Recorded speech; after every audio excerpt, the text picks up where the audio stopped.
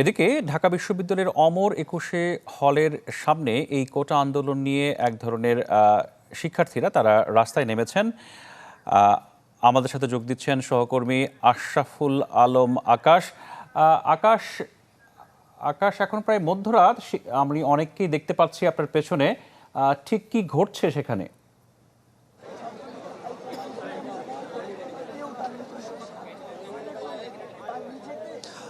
মিনহাজ, আপনি জানেন যে গত বেশ কিছুদিন ধরে শিক্ষার্থীরা সারা বাংলাদেশ জুড়ে কোটা নিয়ে যে আন্দোলন সেটি মূলত করে আসছে। এই কোটা আন্দোলনের যে শিক্ষার্থীরা আছেন তাদের মধ্যে যে মূল সমন্বয়কারী, তিনজন সমন্বয়কারী, তাদের মধ্যে একজন হচ্ছে সাজিস আলম। কিছুক্ষণ আগে যে ঘটনাটি আমরা শুনেছি যে তাকে আসলে সে যে হলে থাকে, ঢাকা বিশ্ববিদ্যালয়ের 21 হল, সেই হলটি থেকে তাকে আসলে বের করে দেওয়ার কথা বলা হচ্ছিল।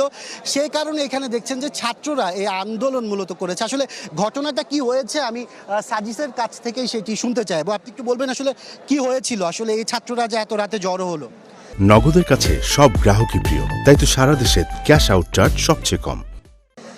আচ্ছা, যেটা হয়েছিল আসলে যে আমার রুমমেট যে বন্ধু তাকে হচ্ছে ডেকে হলের একাধিক স্টুডেন্ট অ্যাকচুয়ালি ডেকে বলেছে যে তাদেরকে ছাত্রলীগের হাইকমান্ড থেকে তাদেরকে বলা হয়েছে যেহেতু আমি কোটা সংস্কার আন্দোলন 2024-এর সমন্বয় প্যানেলের একজন ঢাকা বিশ্ববিদ্যালয়ের, আমাকে যেন হচ্ছে হল থেকে আমি যেন চলে যাই, যেন বের করে দেওয়া হয়, এটা বলা হয়েছে। তো ওই রুমমেট আমার সাথে দ্রুত গিয়ে দেখা করে এটা বলে। এরপর আমি যারা বলেছে এটা তাদেরকে আমি ডেকে নেই যে আসলে এরকম কিছু বলেছে কিনা, মিস ইনফরমেশন থাকতে পারে। তারা বলেছে হ্যাঁ বলেছে। এরপরে আমি হলে আসি। আমি অ্যাকচুয়ালি কাউকেই কিছু বলিনি, আমি ব্যাগ নিয়ে হচ্ছে মানে জাস্ট চলে যাওয়ার জন্য, আমি চাচ্ছিলাম না এটা কোনো বড় ইস্যু হোক। তো এই জন্য আমি ব্যাগ নিয়ে বের হই। তো যখন আমি বের হই তখন দেখি যে 21 হলের যত স্টুডেন্ট আছে তারা কোনোভাবে এটা জানতে পেরেছে যে আমাকে হল থেকে যেতে বলা হয়েছে, আমি চলে যাচ্ছি। 21 হলের সম্পূর্ণ স্টুডেন্টরা এখানে এসে হল গেটে দাঁড়িয়ে যায় এবং তাদের কথা হচ্ছে তারা আমাকে হল থেকে যেতে দিবে না, কারণ যেহেতু আমরা একটা ন্যায্য দাবির পক্ষে, যৌক্তিক দাবির পক্ষে আমরা একটা আন্দোলন করছি এবং এটা অ্যাকচুয়ালি সবার প্রাণের দাবি। সো আমি যদি চলে যাই তারা সবাই ডিমোরালাইজড হয়ে যাবে। ওই জায়গা থেকে পরে আমি প্রভু স্যারকে ফোন দিই যে স্যার আমি কি হলে থাকবো না, চলে যাব? স্যার বলেছে তুমি অবশ্যই হলে থাকবা, তুমি কেন হলে যাবা, হল থেকে চলে যাবা?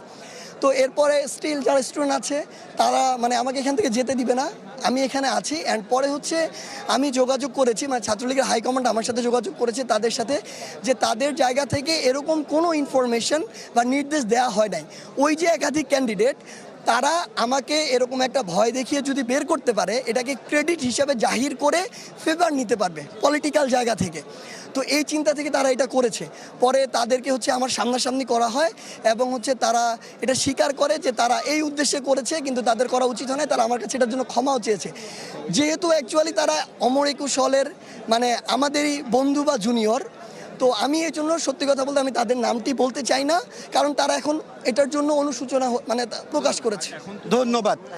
মিনহাজ, শুনছিলেন আসলে মূল বিষয়টি যেটি ছিল যে তাকে একটি ভুল তথ্য দিয়ে হল থেকে বের করার একটি চেষ্টা চালানো হয়েছিল। পরবর্তীতে সেটি শিক্ষক এবং ছাত্রদের হস্তক্ষেপে সেটি বন্ধ হয়েছে। এই ছিল আসলে এখান থেকে সর্বশেষ অবস্থা। মিনহাজ, অসংখ্য ধন্যবাদ আপনাকে। কোটা আন্দোলন প্রেক্ষাপটে একটি ঘটনা প্রবাহের বিস্তারিত জানাচ্ছিলেন আমাদের সহকর্মী আশরাফুল আলম আকাশ।